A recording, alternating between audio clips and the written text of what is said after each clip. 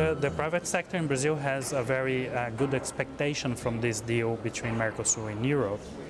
And what I want the European producers and especially the Irish farmers to understand is that Europe is consuming more meat than what Europe produces. Hello and welcome to Views.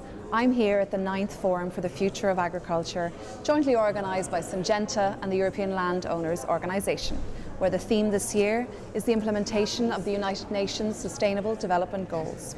With me to discuss this issue is Fernando Sampaio, President of the Brazilian Roundtable on Sustainable Livestock and Executive Director of the Association of Brazilian Beef Exporters. Thanks very much for joining us on Views. Thanks, a pleasure to be here. Let's start with the theme of the conference, the implementation of the United Nations Sustainable Development Goals. Your country is a powerhouse in terms of agriculture and industry, but there are plenty areas where poverty and social exclusion are rampant. Tell me more about how this has been improving over the past few years. Yeah, actually what we want to say is that especially our sector, livestock sector, can be an important contributor to the SDGs on social development, on the conservation of biodiversity. There's been a lot of improvement in the past years, in the recent decade, on improving the efficiency of livestock production. Livestock production today in Brazil, it's $170 million business of the whole value chain. So it's contributing to social development, especially in rural areas where livestock is sometimes the only activity that's moving the local economy there. And can you tell me about this roundtable on sustainable livestock? You took over the presidency yourself in July 2015. You say that it's processors, producers, NGOs. Just tell us a little bit about that, the work that it does. Well, the roundtable started informally in 2007. It was formally constituted in 2009.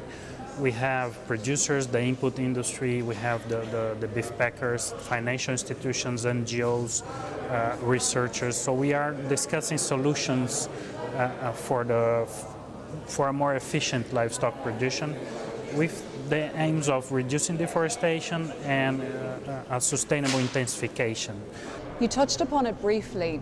I suppose when we imagine farms in Brazil, we imagine huge plains, big cattle ranches, and where deforestation is a massive challenge. Can you tell us, in concrete terms, what you're doing to address that? To feed your animals, to make sure that they have enough land. Obviously that's a massive challenge for the likes of Brazil, Argentina. So how are you addressing that? Actually,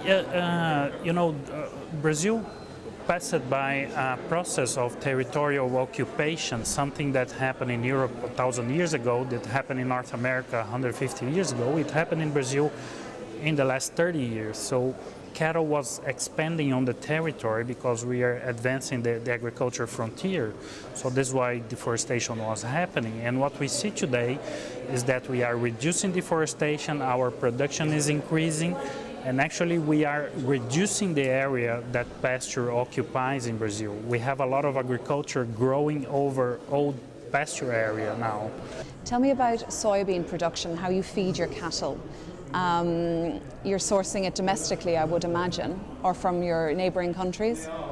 No, the fact that Brazil is also a big agriculture producer means that we have a lot of agriculture products and byproducts that can be used for nutrition of cattle.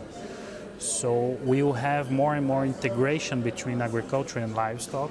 The question on everybody's lips at the moment is a potential deal with the Mercosur countries. Obviously Brazil is part of that. What is your message? I know that you're part of a wider Brazilian delegation here today in Brussels.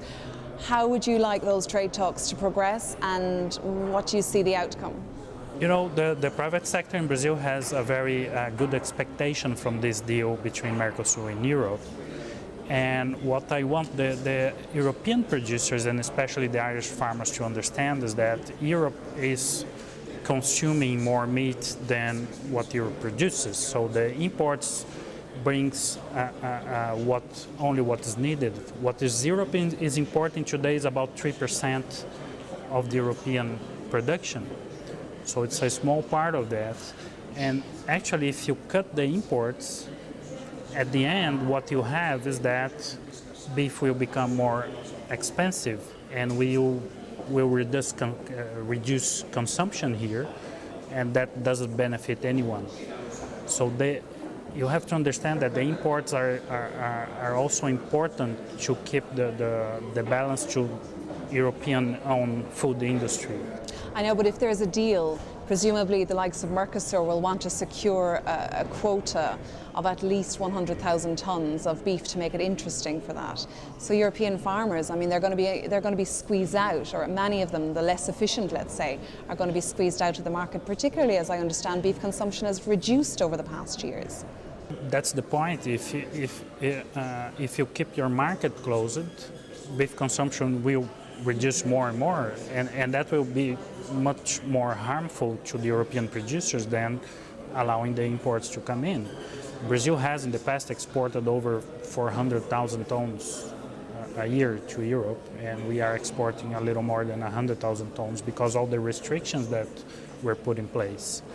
And actually the effect it had, like you said, was reducing consumption because beef became more expensive. I don't see how that can benefit the European producers also. And do you see talks advancing at a more steady pace now that now that Argentina is more on board? In spite of the crisis that we have today in Brazil, Brazil has also become an important market for European products. So I see this also as a win-win situation where you're going to have a lot of demand for European products in South America also. So I'm afraid we'll have to leave it there, Mr. Sampaio. Thanks very much for joining us on Views. From myself and all the team at the FFA 2016, goodbye for now.